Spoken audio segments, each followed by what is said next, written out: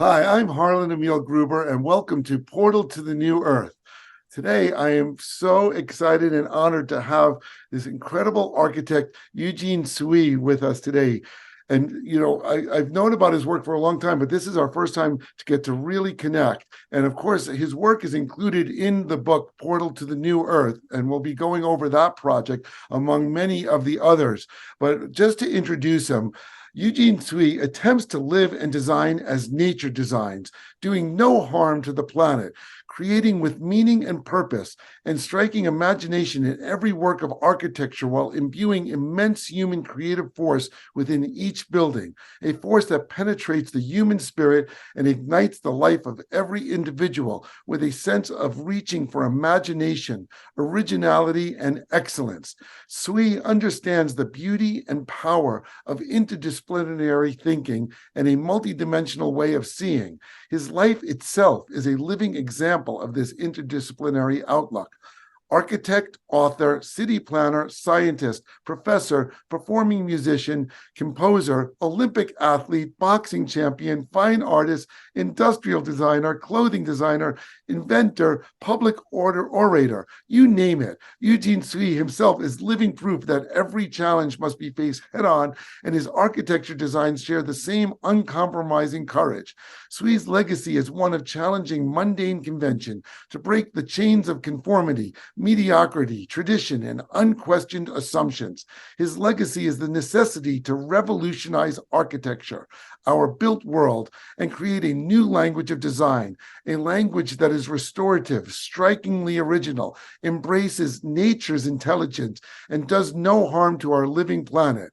Our human habitats should have a kinship with the habitats of all animals, birds, reptiles, and insects, and be just as intelligently built for its purpose, climate, and to survive natural disasters. Tsui's legacy is to return our human-made environments to a close kinship with nature itself and give expression to our human reach for originality and the unknown, to make the seemingly impossible possible, intelligent, and beautiful.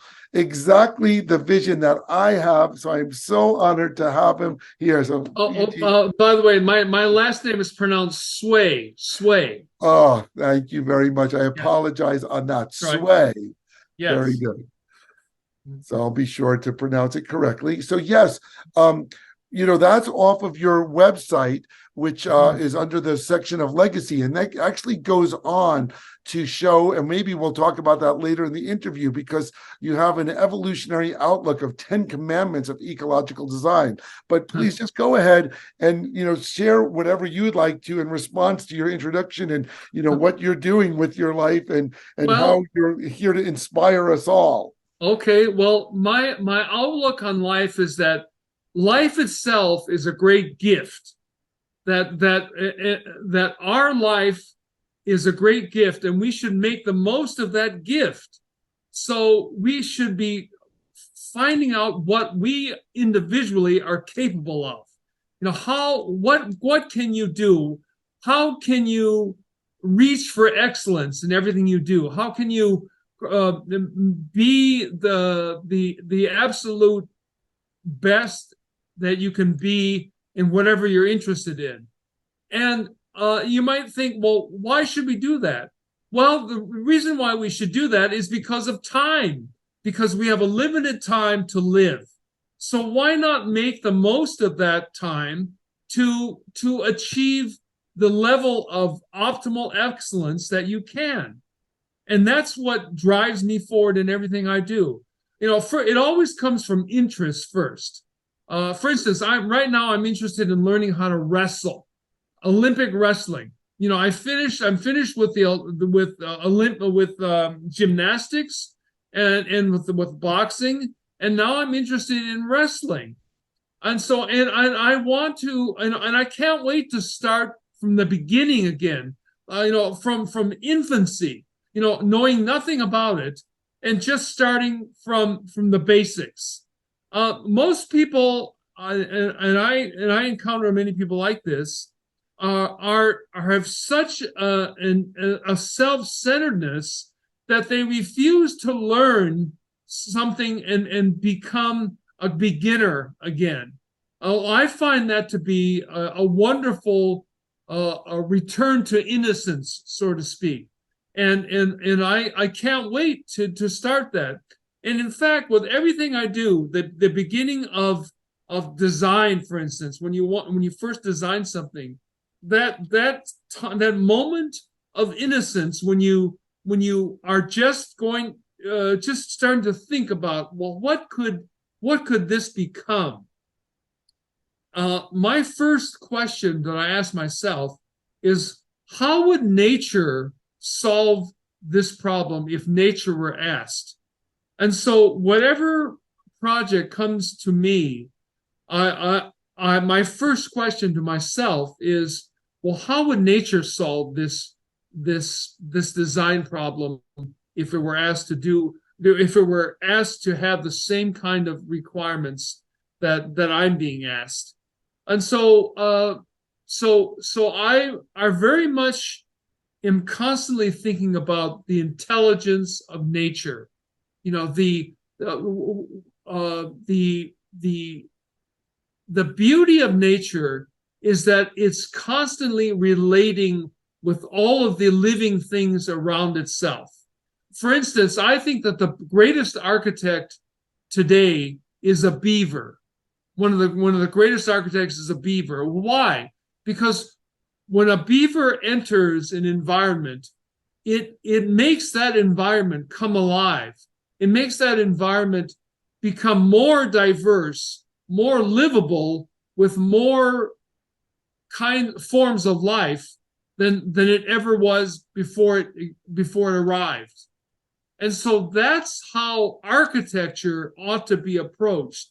That when we create a building or a habitat of some sort, that habitat ought to breathe life into that area and create a living system that continues to grow and develop and diversify more because of the building you designed than before when it had no building at all.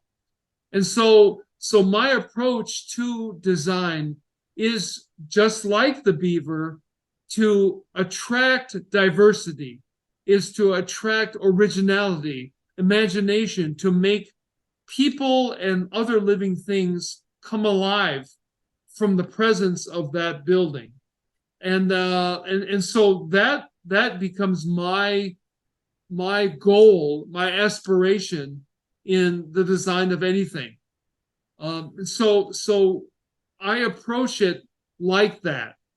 That this building gives life to the site. It gives life to the user. It gives life to the people who are around it. It gives life to the birds, the plants, the trees, the animals that will soon inhabit that area. And so my way of thinking is expansive rather than self. I wouldn't say self-centered, self-inclusive. So I want to include all of the other living things of that site in the building, and that is a part of my approach to design. And so all of my designs have to be disaster-proof. They have to. That nature is more than just birds and trees and plants and animals. That also nature has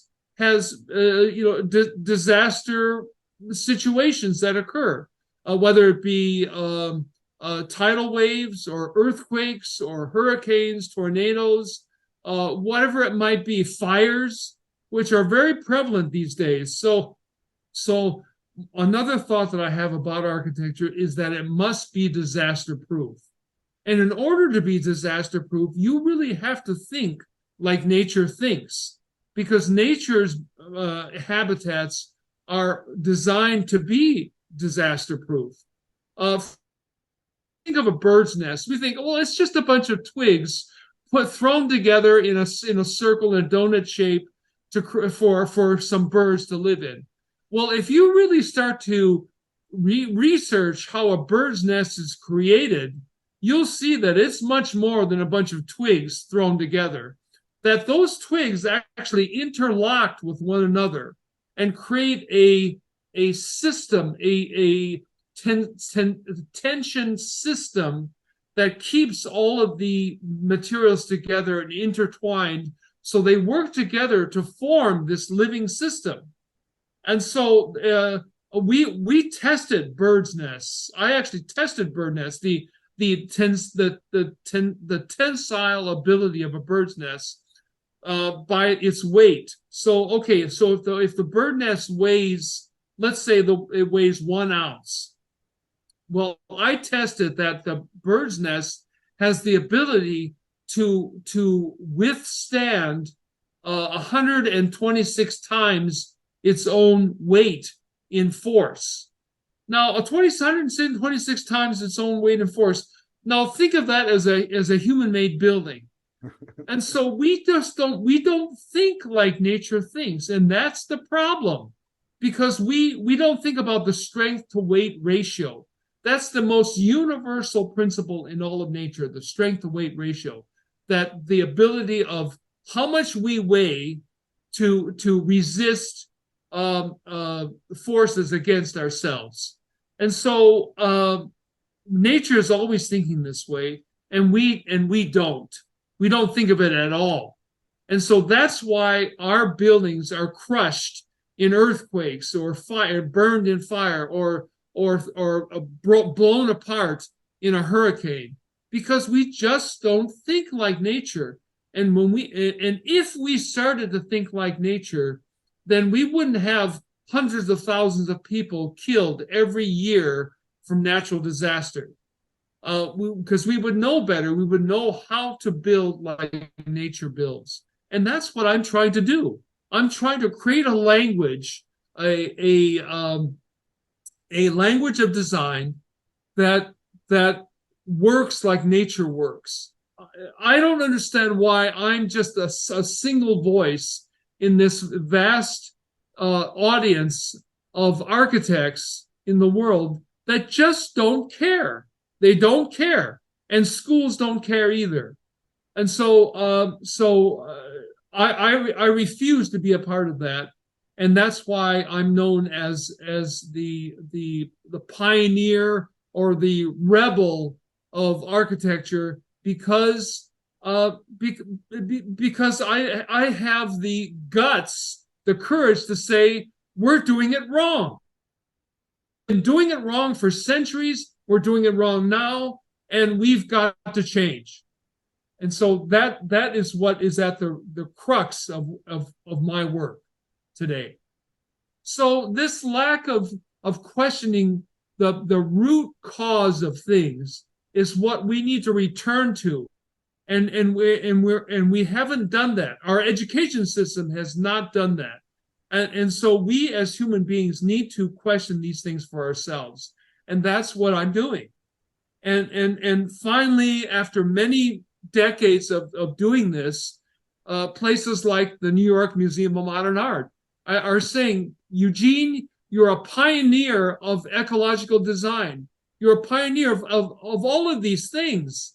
And that's very nice. Well, thank you very much. but it's been 40 years, and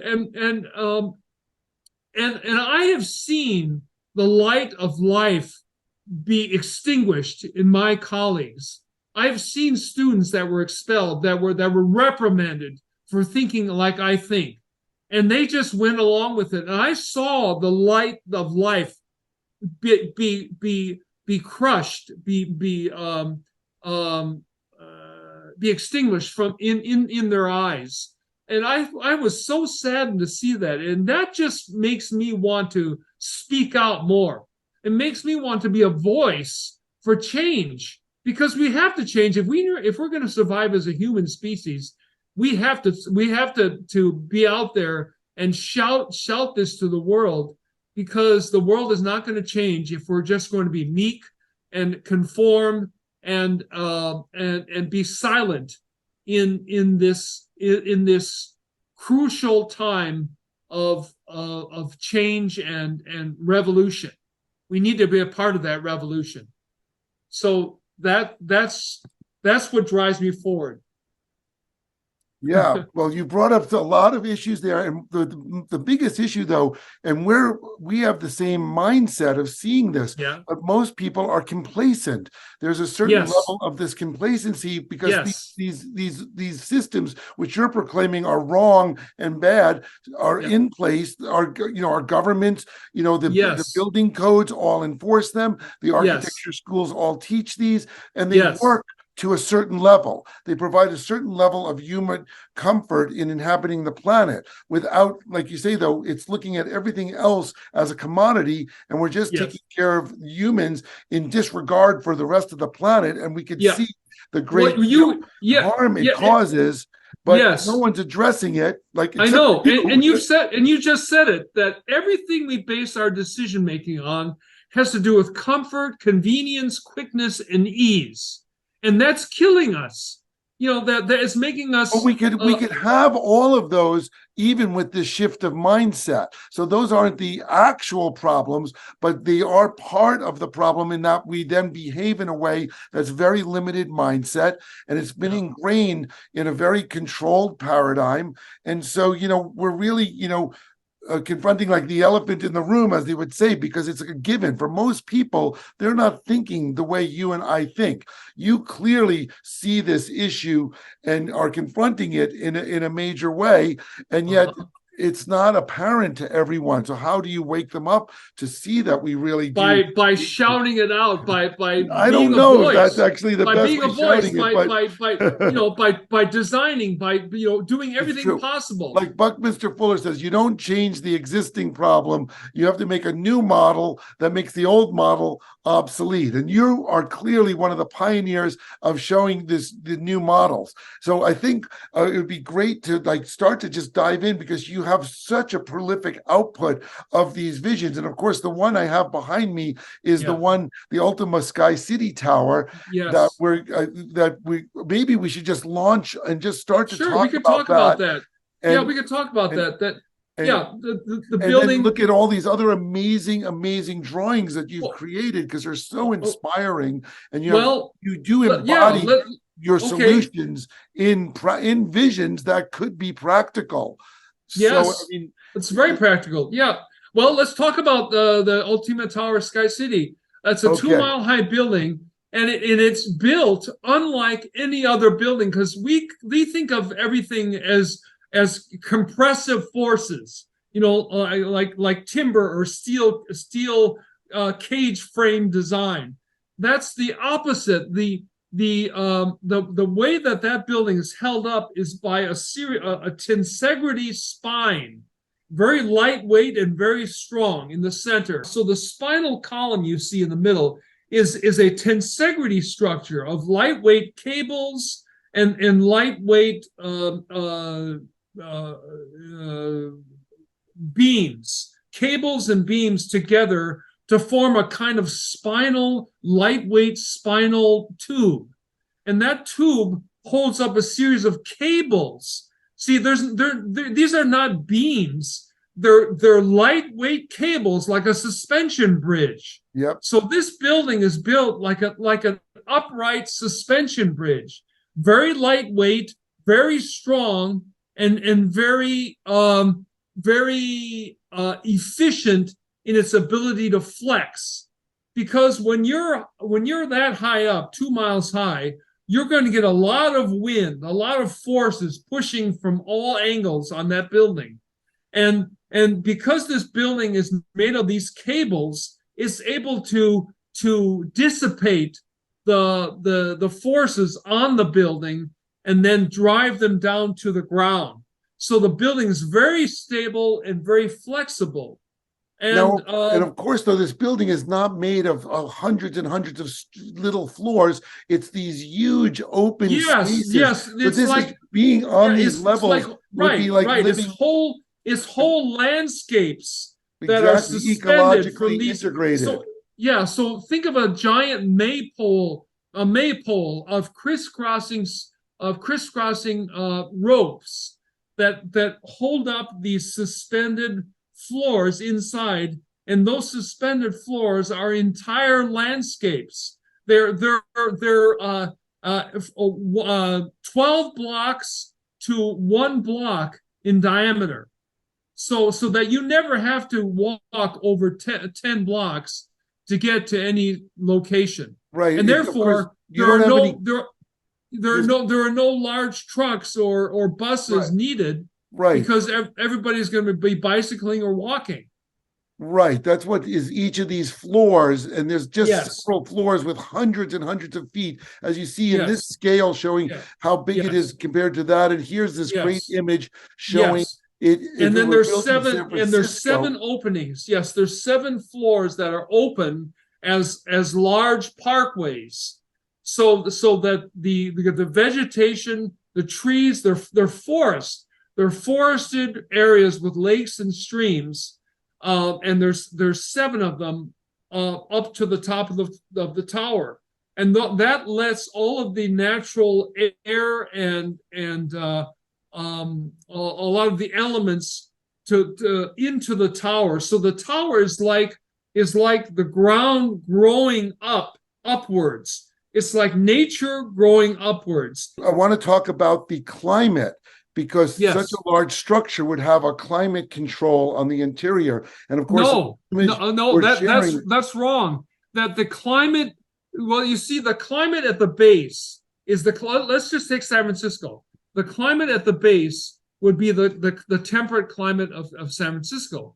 But as you get higher, it's going to get colder and windier. So you're actually living in all of the different climates of the planet, from a temperate one all the way up to Mount Everest. Yeah. And there are people who want to live in colder climates. So people choose their level of living based on the kind of climate they like. And that's the beauty of this design, that there is no internal control, human-made controlled climate, that it is absolutely controlled by nature itself. It's created by nature itself. And that's another beauty. Now, some people would say, oh, well, I couldn't live there because I can't control my air conditioning and heating. Well, you actually can, because once you live in your own building, yes, you can control that if you want. But the idea of this building is that the whole landscape is controlled by nature itself. So you're going to have a temperate climate below, and you're going to have an arid desert climate at higher levels, and then you're going to have a snowy, windy climate at the very top. So let's bring up a similar project, your City on the Sea project, which is also another one of these mega structure buildings, several miles high, and just these full renderings. So this is on the website under the Conceptualize. So for people who are watching this and want to go in and spend time to study all of the things we're going to be covering, and of course, and I'm going to also at some point, you're proclaiming that you can go and see this on display in the New York Museum of Modern Art all the way through the end of January. So this is another wonderful. And by the way, the first weekend of opening in this exhibit, 20,000 people arrived. Wow! So it's highly successful. Yeah. Yes. So this is another one of these, and of course, this one is very organic structure. Well, that's because of wind. Because the southern coast of England is very windy, and so and the winds generally follow a north-south direction. Now you see that upper. Let's look at that with the purple sky there, that purple clouds. That you see how that building is actually curved out. It curves outwards in the front and curves a concave curve in the back. Convex on the front, on the left, concave on the right. Yep. And that's because, if you stand in a windy area, you're going to face into the wind, and your center of gravity is going to be forward. Well, the same thing happens to this building. The center of gravity of this building is forward, like our human body. And so when the winds come from the left side, the shape of the building is resisting those winds, and then taking those winds into the building itself as a cooling system or as a ventilation system. And so the building itself is like a giant sponge that allows wind to come through and ventilate the entire structure right out through the front to the back. And so the building is designed to act like that ventilated sponge as a part of its habitational environmental system. And then you see the two stems on top.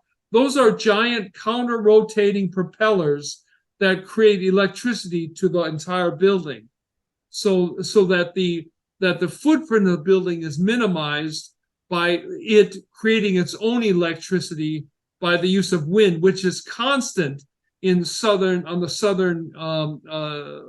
southern seashore of Great Britain.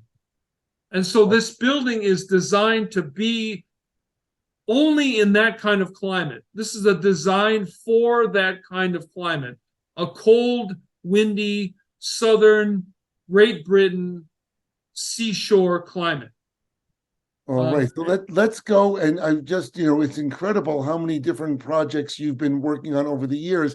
And if we, look at each one of them, just briefly give us a little background, if you want, because let's take Venturis here. Yeah, Venturis is also by coincidence a wind-driven building. Victoria, British Columbia, Canada, is hilly. There's a part of Victoria that has hills, and so the natural updraft of wind comes up those hills, and so this building is built off of that hill to take advantage of that updraft coming up to the left side there, and then there's a series of counter-rotating propellers inside that curved you see that curved structure right in the front there. That is curved to accommodate those counter-rotating propellers to create electricity to the building. So really this residence is there to accommodate the natural forces that are on the site, which in this case is wind and sun, and to act as an aerodynamic shape to maximize the wind travel that goes up that hill. And so when it's called Venturis, vent means wind, and right. It's a body that accommodates the winds of the hill. And that's why the form of this structure is entirely created based on the aerodynamics of that site. And that's why you have it shaped like that. And so is this one. This one is a different site, but windy. It's in Albany, California, which is right on the San Francisco Bay. And the winds from San Francisco come up from the bay up this hilly site to power the rotational propellers of that's hidden inside the building. But then also to the south, there's on the top you see that oval shaped structure. That's a series of photovoltaic solar cells that also convert sunlight into electricity.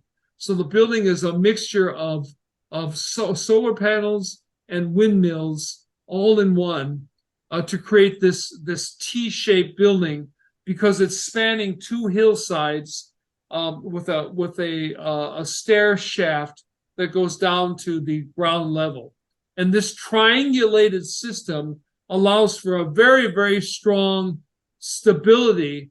So in an earthquake, this building is attached at 3 points on a triangle, an equilateral triangle, so that it is very, very stable and very simple to ride out any earthquake in the area. And that's why it's shaped the way it is. This one we just looked at, the City on the Sea. So we're going to now skip to the next one, which is, I think, your residential. It's under a residential, but the Aqua Terra. And yes, Aqua Terra is you have both a rendering and a model of this one. Yes, it is a building that spans 2 hillsides. And most of the time we think of, a site with 2 hills, you would have to build a house either on the hill or in the ravine. And to me, I thought, well, why not take advantage of the 2 hills and span them in a way that allows you to walk up the building from both sides. And so you can walk on the building from the 2 stairways on both sides. And then there's a waterfall, a 60-foot waterfall going to a circular pool that's then recycled back up through the pool on top. And I found out from our research that any water that falls over 60 feet, that the falling of the water oxygenates the water and kills the bacteria in the water, so that this constant flow, returning flow of water, it makes the water cleaned, and that then is used inside the house for sinks, for toilets, for washing machines, and for purposes for human habitation. And so the building itself is a system for cleaning water and for allowing the minimum use of technology to make the people in the house able to live in a natural setting with the minimum use of toxic chemical technology. Okay, here is Anquisa. Is that pronounced right? Anquisa, yes. This is a building for a optometrist family. The wife is a teacher, and the father is a doctor of optometry, is an optometrist, and they have 3 children. And it's meant to be a home on the Arizona desert, in the Arizona desert. And it's raised off the ground so that the breezes of the desert can cool the underside of the building. So it acts as a natural air conditioning system. It also makes it so the building avoids all the flooding that happens in Arizona. I don't know if you realize that the torrential rains throughout the year in Arizona come at very unusual times, and they flood out the entire mesa area.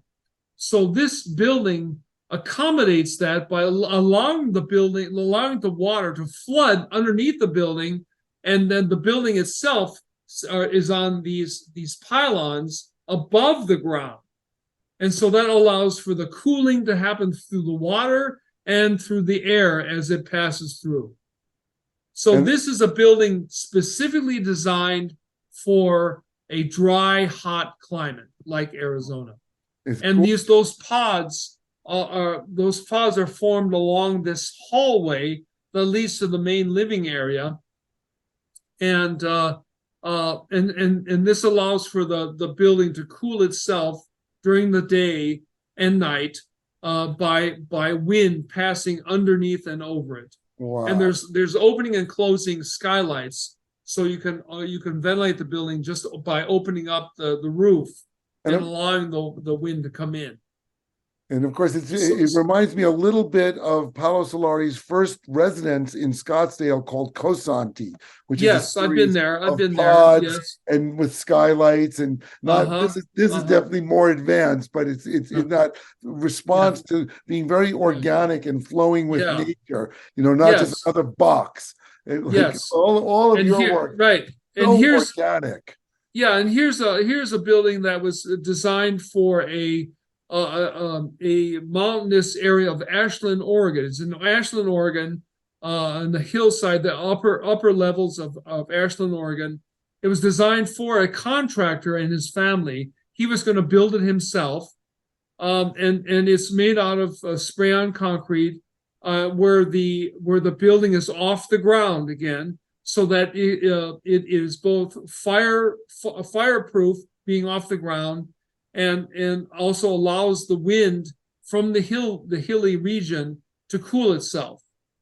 And it has these two totems that light up the area, so at night you know where the site is from a distance.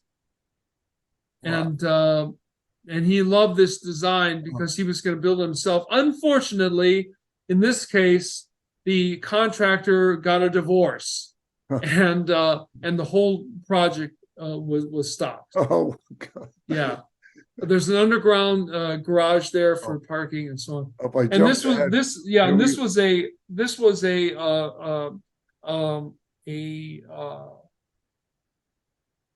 what would you call this? A spec project for the Pacific. What is it called? Pacific Avenue. The highest point in San Francisco is the Pacific Heights region, and this is for a site in Pacific Heights, which is made out of a tent structure. It's a flexible membrane structure that housed the living room and the bedrooms, there were 360-degree views of the Bay Area from this Pacific Heights site. Okay. So this was a spec designed for that site. And here's another residence this is for the first trumpeter of the San Francisco Symphony and his family. And so he wanted to have a house, for one thing, where he could practice his trumpet and not bother people, and also that would be something that was very inexpensive to build, that for himself and his children, and would have its own garden and self-sufficient growing vegetable fruit areas of the house. Wow. The spiral design is just incredible. Yes. With the different it was big. It allowed for the bedrooms to be in the cooler northern area, and for the main living room and kitchen areas to be in the south facing, and that's where this enclosed garden area is also in the south. Right. Wow. Yeah, and there was two versions. One version was sunk into the ground. The other version was out from the ground. That's what we're seeing. In this different versions. Yeah, so we see two different versions. Right. I got it. Yeah, and I love the sunken one, which you see here in the. I guess this is the drawing, the cross section, and then the plan. Yes. Well, anyway, incredible organic, response to the environment. Wow, alla volante. Yes. Wow. So this is for this is in Sardinia. So it's for a family in Sardinia that lived rather secludedly on one of the islands in Sardinia. So they had to have their own energy systems, which was this background. You see the tower that has this angling bank of solar cells, and then the main house was off the ground and utilizing the winds and breeze off the Sardinia oceans to cool itself. At one time, I wanted to live in the desert, and so this is the house for near the Santa Fe, New Mexico area of New Mexico. Yeah, and it's a crisscrossing series. It's a parabolic. It's a parabolic hyperboloid. Oh wait, here it says hyperbolic paraboloid. Yeah, yeah, hyperbolic paraboloid. So But yeah, this that's the is shape. It's very a series. recognizable. Yeah. Well, this is a series of straight line beams that form an hourglass shaped structure using straight line wooden beams. So it's very inexpensive to create, very strong, very aerodynamic, and very lightweight. So this was an idea for my own house. It has 7 stories and a lookout balcony at the top. And there, so this the black and white shows the whole, and yeah, so you can see how integrated the floors, with plants. Yes, it's a garden. It's a garden area on top. That's where the garden, the vegetable and fruit gardens are. And here, top. there's some people in this drawing to give it some scale. So you see it's 7 stories high. So it's about 80 feet high. That looks incredible. Okay. And there's a swimming area. And this was done for a friend who moved to Finland. And I think it's Finland, the Fraser residence, yes. And I designed a house for them on a cliff site. Oh wow! And that's a balcony that goes out. The cantilever is about 45 feet out from the house. And then there's this little. And there's also a stairway, a spiral stairway that goes down to a balcony area, an outdoor paved balcony area. Wow. Mm-hmm. Yeah, so these are just some of the this is for another couple who are scientists. They're biological scientists, and they wanted to have a house that mimicked some of the biological organisms that they study. And so obviously mushroom inspired. Yes. Oh, this is very much like that. This is that is another view of that mushroom. That's one of those proposals. Yeah. And so this house was done for a professor at Columbia University. He was a professor of philosophy, and he and his wife wanted to live outside of Mount Shasta, California, on a hillside overlooking a lake. And I designed this house for them.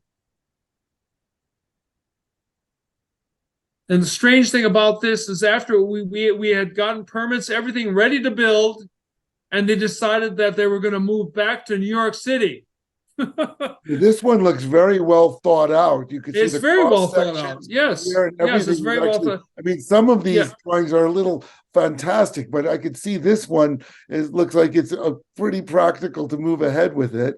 But yes, as was this one. This is a house for a surgeon, ear, nose, throat, spur surgeon, and his wife and family.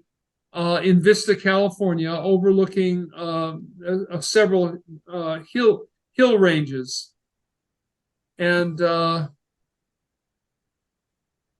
again, very well planned out. Yes, very well planned out. Mm-hmm. And he always wanted to live always wanted to live in a giant ring. Yeah, toroid. A ring shape. Yeah, so this is a torus. A torus ring shape, off the ground that where you can park underneath, and it housed his offices and gymnasium and so on. Right. So these are all different projects. This one's similar to the City by the Sea, but just a smaller scale. Yeah, but this is a much smaller scale. This is 3 stories high, and it's an artist studio. Artist studio with a spiral ramp. So these are all the various versions of different of different requirements for different people. Drawings, look at you can see the way it just. I mean, when you look at this at first glance, it doesn't look like a house or architecture. It looks like a living organism. Well, this house in particular you see these four circular, those are floating bedrooms on the Oh, on a river in yeah. Deming, Washington, Wow. on the river.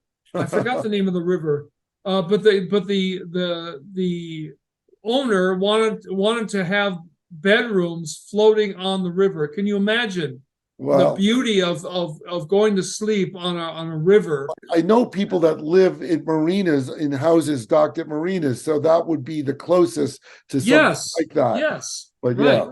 And in right. my concept of terra aquaforming, I can imagine us making, lakes that have like a lot of peninsulas, and then people can build their houses that float. And if you wanted to live in one area, you go park there. And then if you go to another Yes, part of the lake, you have other friends or a community there. You just yes, take your yes, house and float it. Basically, well, of course, we know Sausalito is the yes. closest to that, where they have so many houseboats that don't move but are docked in a community. Look at this. Right, It's a right. beautiful, very organic office Yes, studio. yes. Oh my And God. this was prevented by the neighbors. The neighbors were up in arms. They didn't want something. They thought that their resale value of their house would go down, and it was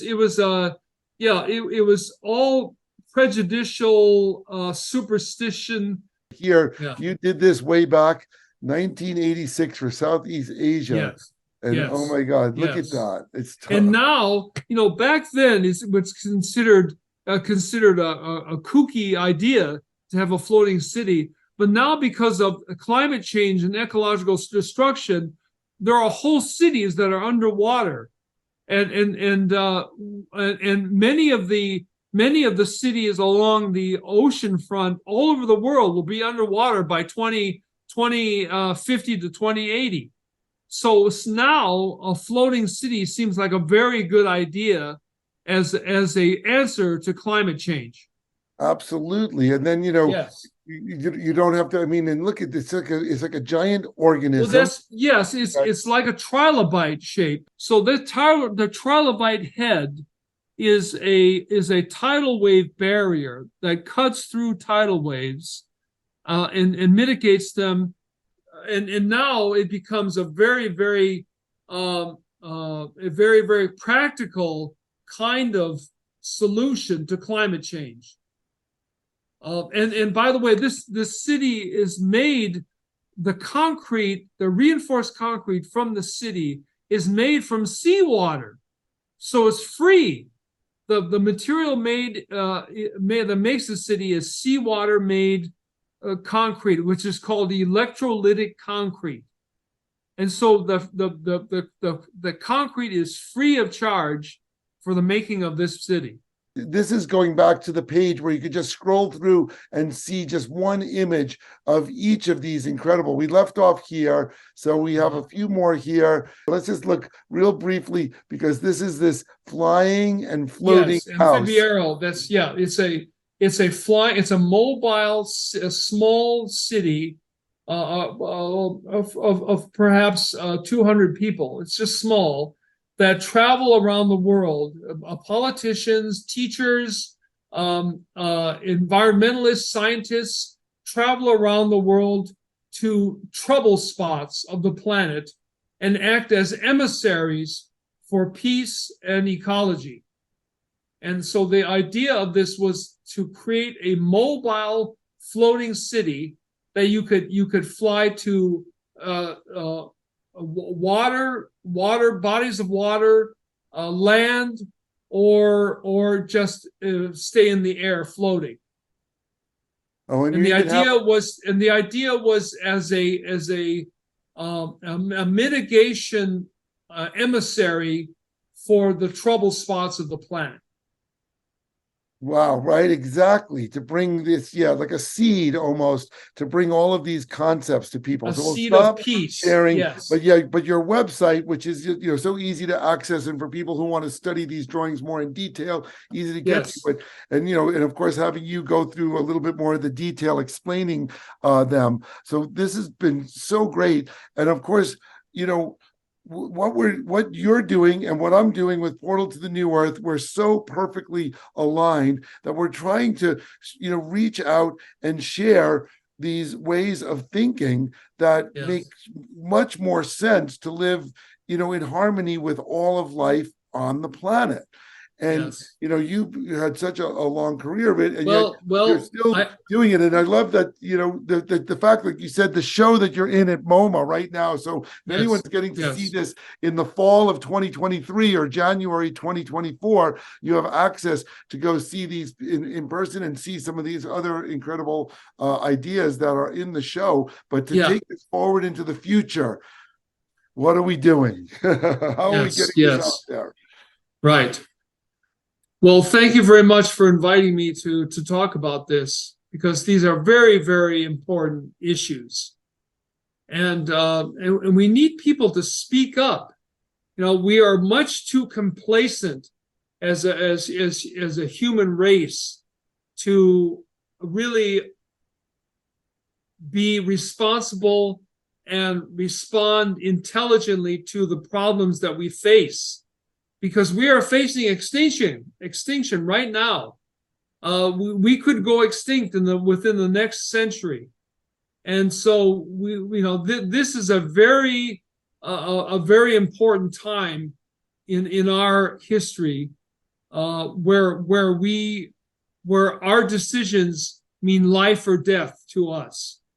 And so we have to choose rightly. And we have to start to study nature. Nature, all of the answers, all of everything we need to know is found in nature, but we're not looking to it. We don't see it as a teacher. And we need to start doing that right away. And our schools need to start that too. It is so critical, and yet it is not done. And so I need help. I need people who will join me in this challenge to save the planet, to save our future as a human race. This is extremely important. What could be more important for us? So we need to start now, and I want people to contact me. I want people to contact me, and I hope my contact information is out with Yeah, you. well, in this video, we'll have that contact information in the information. And I just Okay. can't thank you enough for spending the time today to talk Oh, about your sure. work. And yes, we are Well, here to inspire this next well, generation. I'm very honored for you to invite me to your show Well, and thank to you so allow much. me a chance to allow me a medium to voice these issues because it's so important, so very important. Absolutely. So for everyone watching this video, remember to hit like and subscribe, share this with your friends, check Yeah. out Eugene's website, get in touch with him because we're ready to start building like this. I mean, Yes. you've been doing this for so many years, but I really Yes. feel like we are getting to the point where enough people are waking up to this way of Yes. thinking, and your Yeah. time has come. It's right now that it's Yes. really imminent. And that's why, making this video with you to share all this is really important at this time because we're moving in that direction very quickly. And I really see a lot of these ideas are going to start to be materialized and built. And thank you Yes. so much for all of your work you've done Thank for so you. many years to envision this.